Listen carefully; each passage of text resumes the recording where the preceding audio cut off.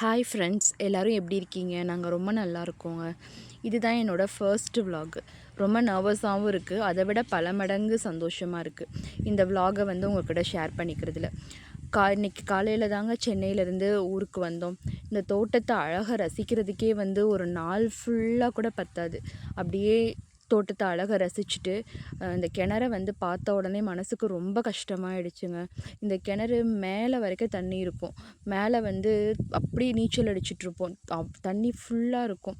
அது இப்போ வெறும் கிணறா பார்க்கும்போது மனசுக்கு ரொம்ப கஷ்டமாக இருந்துச்சு. சரி, அப்படியே ஒரு ரவுண்டை அடிச்சுட்டு சரி தண்ணி இதுக்கப்புறம் வந்துட்டு அப்படியே சுற்றிட்டு இருந்தோன்னா திட்டு விழுகும் அப்படின்னு சொல்லிட்டு தண்ணியை காய்ச்சி குளிக்கலாம் அப்படின்னு சொல்லிட்டு வெளியே விறகடுப்பில் தாங்க தண்ணி காய்ச்சறதுக்கு ஸ்டார்ட் பண்ணிட்டோம். என் பையன் அது இதுன்னு டிஸ்டர்ப் பண்ணிகிட்டு இருந்தான். என் மாமனார் வந்துட்டு சரி வாங்க இளநீ வெட்டி தரேன் அப்படின்னு சொல்லிட்டு இளநீ பறிச்சுட்டு வந்துட்டு வெட்டி கொடுத்துட்ருந்தாங்க.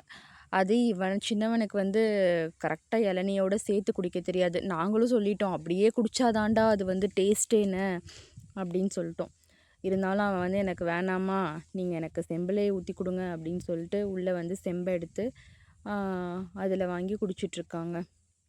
பயங்கர டேஸ்ட்டாக இருந்துச்சு இளநீ. எல்லாம் ஆளுக்கு ஒரு இளநியை குடிச்சிட்டு உள்ளே இருக்க தேங்காவும் எடுத்து சாப்பிட்டுட்டு அந்த டேவை ஸ்டார்ட் பண்ணோம். அதுக்கப்புறம் சின்ன சின்ன ஹெல்ப்பெல்லாம் மாமியாருக்கு பண்ணிவிட்டு அப்படியே அங்கேயும் இங்கேயும் சுற்றி வீடியோ எடுத்துகிட்டு இருந்தேன். அதெல்லாம் உங்களுக்கு ஷார்ட்ஸாக ஷேர் பண்ணுறேன். ரொம்ப நல்லா இருந்துச்சு இந்த டேவே. இவங்க 2 பேரும் தாங்க எங்கள் வீட்டு செல்ல குழந்தைங்க. இவன் பேர் பிளாக்கி, இன்னொருத்தனை காமிக்கிறேன். இவ பேர் வந்துட்டு லியோ. 2 பேரும் பயங்கர வாளுங்க. எதுக்காக கட்டி போட்டிருக்கோன்னா, நாங்கள் தோட்டம் வந்து ரொம்ப மெயின் ரோடு கிட்டே இருக்குது. ஓடி ஓடி வந்துட்டு வண்டியில் அடிபட்டு நிறைய நாயை இழந்திருக்கோங்க. அதனால தான் வந்துட்டு சரி இவங்க 2 பேருனாச்சும் நம்ம ப்ராப்பராக காப்பாற்றணும் அப்படின்றதுக்காக வந்துட்டு கட்டி போட்டு வச்சுருக்கோம். அப்பப்போ கேட்டை லாக் பண்ணிவிட்டு ஓப்பன் பண்ணி விடுவோம். அதெல்லாம் முடிச்சுட்டு ஒரு சின்ன சின்ன பாத்திரம் கழுவுறது, வீடு கூட்டுறது அந்த மாதிரி வேலைலாம் பண்ணிகிட்ருந்தேன். சமையல் வந்து எங்கள் மாமியார் வந்து பக்காவாக பண்ணிவிடுவாங்க. ஸோ சின்ன ஹெல்ப்பு தான் வந்துட்டு நான் பண்ணுவேன். பையனும் ரெடி ஆகிட்டான். அதுக்கப்புறம் அவன் உட்காந்து மாமியார் கூட பல்லாங்குழி விளாண்டுட்டு இருந்தாங்க.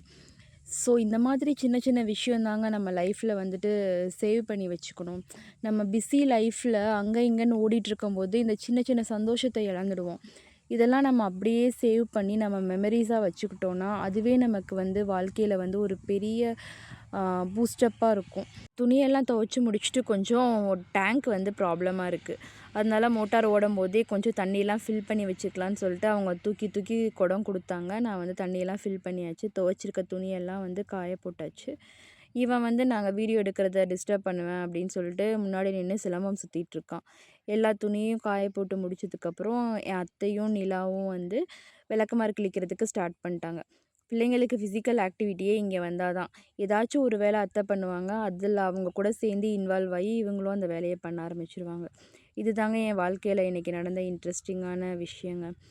உங்களுக்கு பிடிச்சிருக்குன்னு நினைக்கிறேன். பிடிச்சிருந்தா வந்துட்டு லைக் பண்ணுங்கள், ஷேர் பண்ணுங்கள். இப்போ தான் ஃபர்ஸ்ட் டைம் வந்து என் வீடியோவை பார்க்குறீங்க அப்படின்னா வந்து சப்ஸ்கிரைப் பண்ணுங்கள். ஏதாச்சும் சஜஷன்ஸ் இருந்தது, ஏதாச்சும் இம்ப்ரூவ் பண்ணணும் அப்படின்னா வந்து கமெண்ட்ஸில் சொல்லுங்கள். கண்டிப்பாக அதை நான் வந்து இம்ப்ளிமெண்ட் ட்ரை பண்ணுறேன். தேங்க்யூ.